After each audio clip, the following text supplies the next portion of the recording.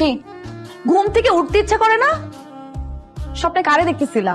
মাহফুজা ভাবিকে? প্রতিদিন যখন অফিসে যাও সে তো তখনই বাজার করে বাসায় ফিরে, তখন তো তাকে দেখো, এই দেখে স্বাদ মিটে না? আরে না, এত মানুষ থাকতে হবে মাহফুজা ভাবিলে কেন সবটা দেখবো? ওঠো ওঠো ওঠো, ফ্রেশ হবা, ওঠো। স্কুলে নিয়ে যেতে হবে, মেয়েকে স্কুল আজকেও মিস করবে, তাড়াতাড়ি আসো। উফ, পিওর মা, এই পিওর মা। হ্যাঁ কি রে, কি সমস্যা কি? সকাল সকাল এরকম সারের মতো করে চিল্লাইতেছো কেন? আর তোমাকে না বলছি পিওর মা পিওর মা পিওর মা বলবে না আমাকে? এগুলো শুনে নিজেকে বুড়ি বুড়ি মনে হয়? দারোয়ানকে বলো না একটু পানি ছাড়তে। ও সকাল বেলায় তোমার জ্বালায় যে একটু শান্তিতে কাজ করবো সেটারও কোনো উপায় নাই। আসসালামু আলাইকুম ভাবি। ওয়ালাইকুম আসসালাম। আজকে কিন্তু ভাই আপনাকে অনেক হ্যান্ডসাম লাগছে। আজকে আপনাকেও দেখতে সুন্দর লাগতেছে। কি যে বলেন ভাই, আমি যাই। বাবা তুমি এই আন্টির সাথে কথা বলছো কেন? নানা তোমাকে এই আন্টির সাথে কথা বলতে নিষেধ করেছে। দাঁড়াও, মা আমাকে নিতে আসলে আমি মাম্মাকে সব বলে দিব। না না মা, মাম্মাকে সব বলতে হয়?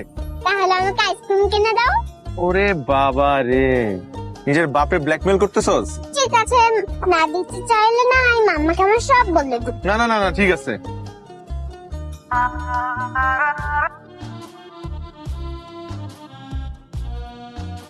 বলো। এই শোনো না, আসার সময় একটু কচুর মুখী নিয়ে এসো তো। মা না কচুর মুখী খাইতে চাইছিল। আচ্ছা ঠিক আছে, নিয়ে আসবো। এই শোনো না, আরেকটা কথা, ওই দেখো তো ইলিশ মাছ পাওয়া যায় কিনা। মানে তোমার কাছে টাকা কি আছে? ইলিশের যে দাম। না টাকা হবে, অসুবিধা নেই, আনবো। আচ্ছা শোনো না, হ্যাঁ বলো, শুনছি। তুমি কি করো? আমি আমি ভ্যারেন্ডা ভাজি, আপনি রাখেন আপনার ফাঁকি বাজি। প্রেমে হাল্লা বাদ দিয়ে মন দিয়ে অফিসে কাজ করো। এই যে তুই এত বড় একটা কোম্পানির মালিক, কিন্তু বাসায় বলিস তুই এটা কর্মচারী। এত টাকার মালিক তুই, তারপরও লাইফটা মিডল ক্লাস মানুষদের মতন। এর কারণটা কি দোস্ত? তুই জানিস আমার প্রতিটা সকাল শুরু হয় নাদিয়ার সাথে খুনসুটি দিয়ে। আমি যে খুব ঘুম কাতুরে লোক তা কিন্তু না, আমি ইচ্ছা করে দেরি করে ঘুম থেকে উঠি। আরো প্রতিদিন সকালবেলা এক একটা অভিনব পদ্ধতি বের করে আমাকে ঘুম থেকে ওঠানোর জন্য। এই যে আমার সকালটা শুরু হয় আমার ওয়াইফের সাথে দুষ্টু মিষ্টি খুনসুটি দিয়ে, যেটা কি সবার ভাগ্যে জোটে? জোটে না।